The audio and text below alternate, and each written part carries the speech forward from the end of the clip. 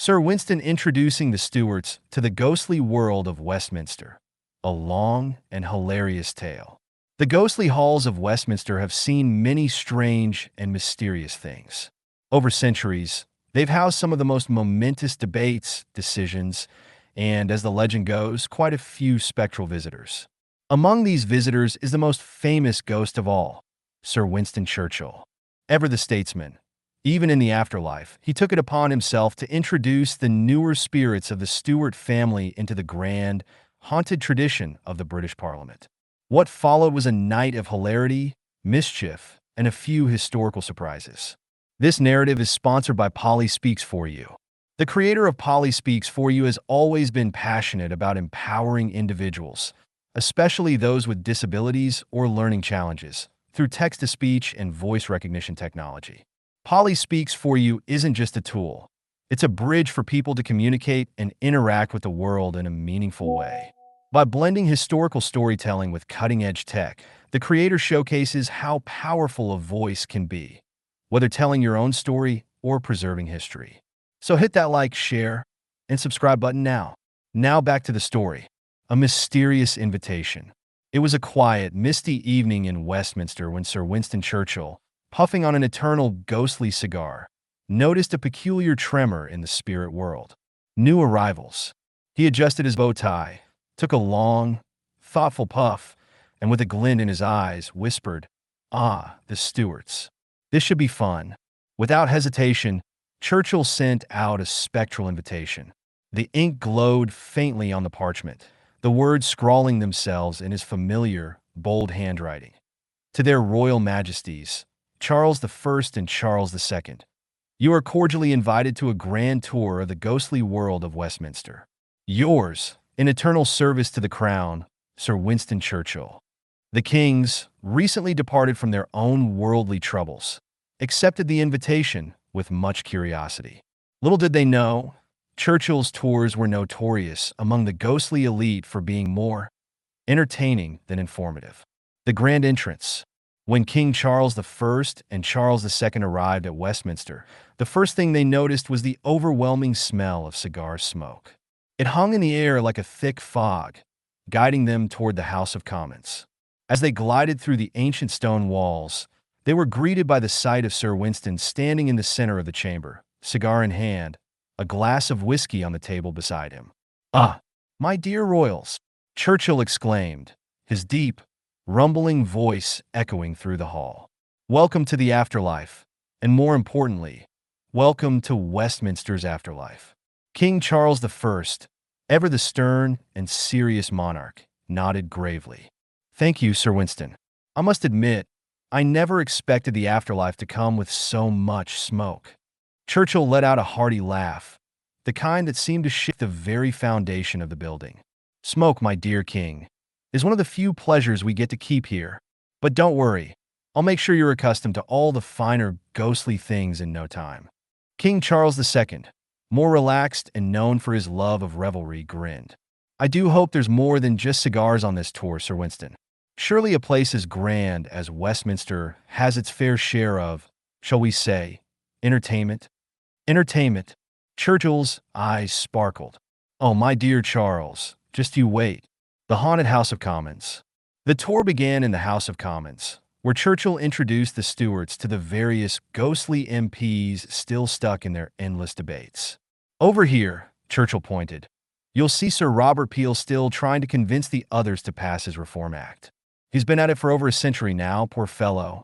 Charles I squinted at the translucent figure of Peel, who was waving his arms passionately, his words lost in the ether. "And does he ever succeed?" "Not once," Churchill chuckled. "But you've got to admire his persistence. Now, over here," he gestured to a corner of the room, "is Gladstone, still fuming at Disraeli. Those two will never stop arguing, even in death." Charles II, leaning against one of the ghostly green benches, raised an eyebrow. "Do they ever come to blows?" Churchill gave a sly grin. "Only when the speaker's ghost isn't watching. Ghostly pranks in the Lords." Next, Churchill led them to the House of Lords, where the ghost of Lord Byron was reciting one of his most scandalous poems to a thoroughly disinterested group of former lords. As the Stuarts passed, Byron paused dramatically, looked up, and called out, "Ah, new ghosts. Care for a sonnet about parliamentary boredom? Perhaps another time, Byron." Churchill waved him off, turning to the royals. "The lords are a bit different here. They've got nothing but time and a penchant for long, boring speeches. But that's not what we're here for." He glanced around mischievously before leading the royals toward the speaker's chair. "Now, Charles," he said, looking at Charles II, "I hear you've always had a bit of a taste for fun. Care for a prank?" Charles II's eyes gleamed. "What do you have in mind, Churchill?" Churchill reached into his coat and pulled out a ghostly feather quill.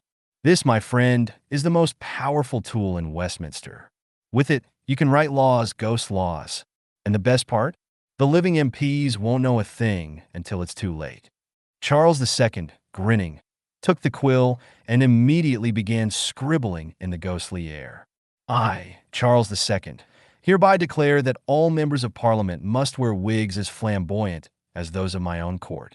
Churchill roared with laughter as the invisible law took hold.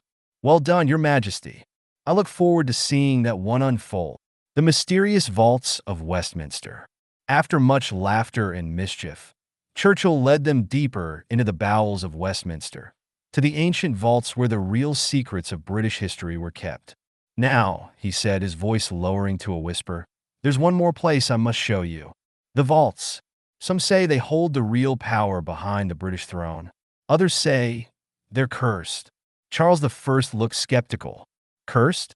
What nonsense is this?" "Oh, it's not nonsense, Your Majesty," Churchill replied. "Every ghost who's ventured down here comes back. Well, let's just say they're never quite the same." The two kings exchanged glances, but curiosity got the better of them. As they followed Churchill into the vaults, the air grew colder, the walls damp with centuries-old mist. Strange whispers echoed through the stone halls, voices of long-dead advisors, soldiers, and monarchs. "Well, here we are," Churchill said, stopping in front of a large, imposing door. "Behind this door is the greatest secret of Westminster, but I'm afraid you'll have to discover it for yourselves." With that, Churchill stepped aside, giving the kings a wink. "Good luck, gentlemen. I'll be waiting with the whiskey when you return." The final toast.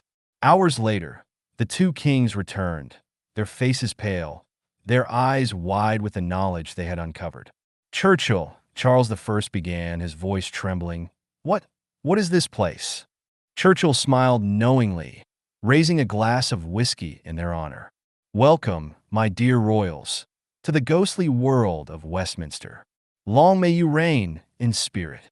And with that, they toasted to their newfound eternity in Westminster, their laughter echoing through the ancient halls, where the spirit of justice, right, and a good sense of humor would forever rule.